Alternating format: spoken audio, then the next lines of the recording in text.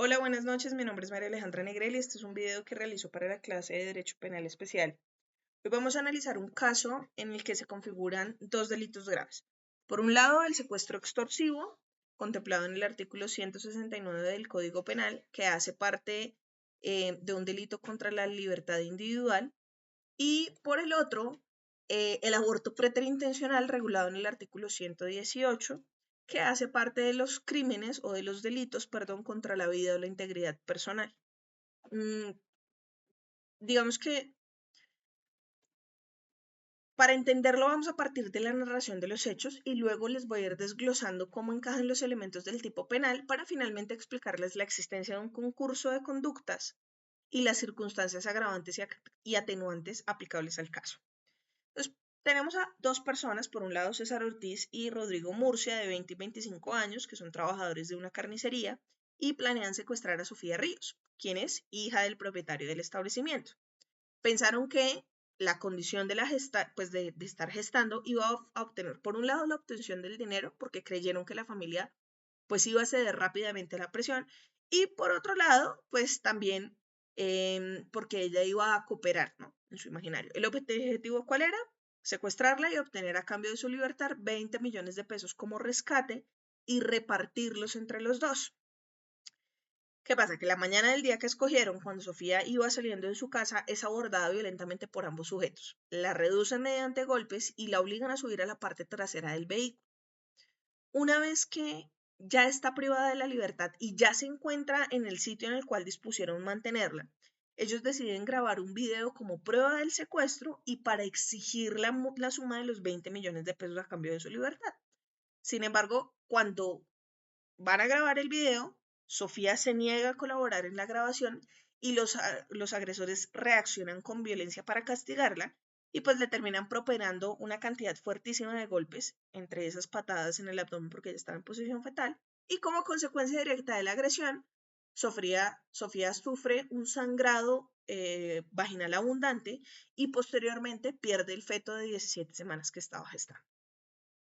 Entonces, este caso, digamos que en primer lugar, nos permite ver que la conducta de privar de la libertad a Sofía con el propósito de exigir dinero se constituye en un delito establecido en el artículo 169 del Código Penal que se llama secuestro extorsivo. En este caso, los sujetos activos en ambos crímenes son los acusados, que son César y Rodrigo, quienes actúan como coautores, mientras que la víctima directa, la víctima principal es Sofía. ¿Por qué digo víctima principal? Porque en este caso del secuestro extorsivo hay una víctima secundaria que es titular de un bien jurídico que es el patrimonio, que es el papá de Sofía, porque él se ve coaccionado para entregar una suma de dinero a cambio de la libertad de su hija.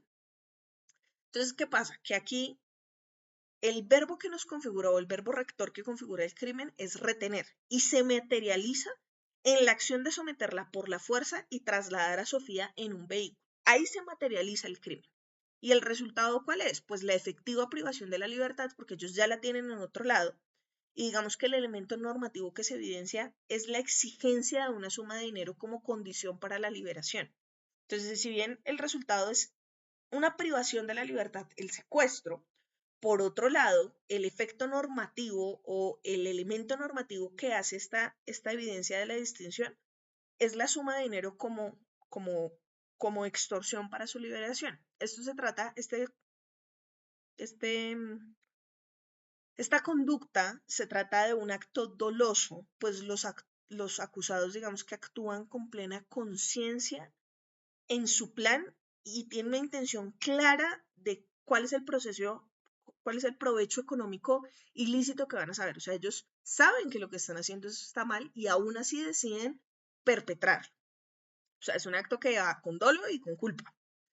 Y en segundo lugar, están los golpes dirigidos al abdomen de la víctima gestante que produjeron un aborto preterintencional.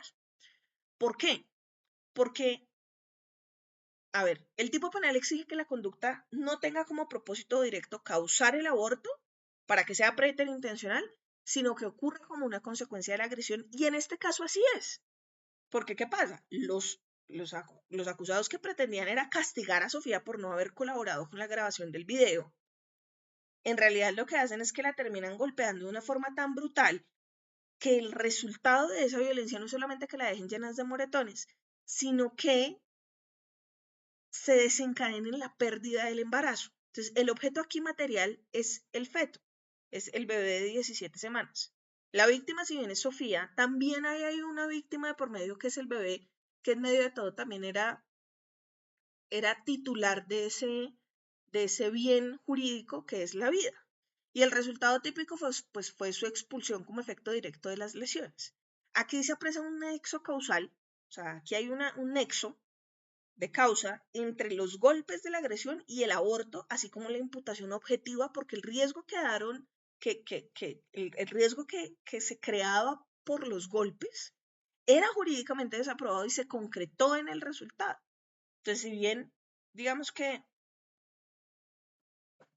hay una imputación objetiva porque ellos quisieron perpetrar los golpes y como riesgo al golpear a una mujer embarazada, pues se entiende que el riesgo puede ser la pérdida del bebé.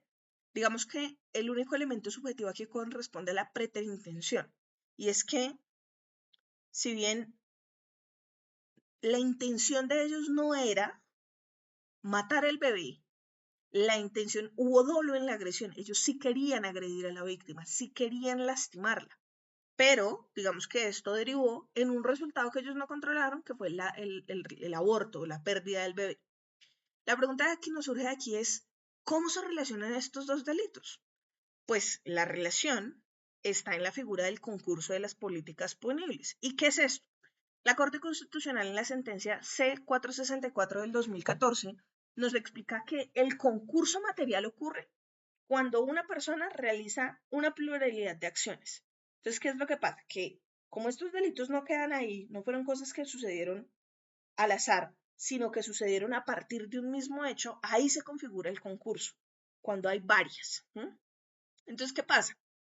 En esa sentencia 464 del 2014, la Corte lo que nos decía es, mire, cuando una persona hace varias cosas independientes, varias acciones independientes que encajan en diferentes tipos penales, en diferentes conductas punitivas, en este caso primero se ejecutó una acción que configuró el secuestro extorsivo y luego otra distinta que ocasionó el aborto, pues ahí hay un concurso de acuerdo a lo que nos dice la ley, es varias acciones plurales diferentes que encajan. Ahora, ¿qué también nos dice la Corte? La Corte también nos dice, mire, hay dos opciones. Una, que es que haya un concurso material homogéneo, y eso quiere decir que durante esas varias acciones se cometió el mismo delito.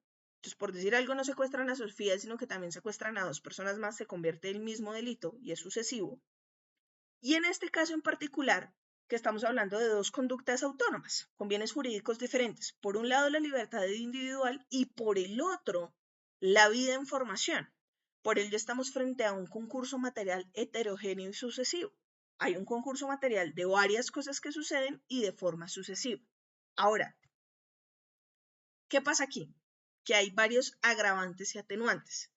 Entonces, si revisamos bien las circunstancias de agravación punitiva que se determina en el artículo 58 del Código Penal, pues vamos a encontrar que, por ejemplo, hay agravantes en cuanto al numeral 2 de dicho artículo porque actuaron mediante precio o promesa remuneratoria, ya que el secuestro se planificó para obtener 20 millones de pesos a cambio.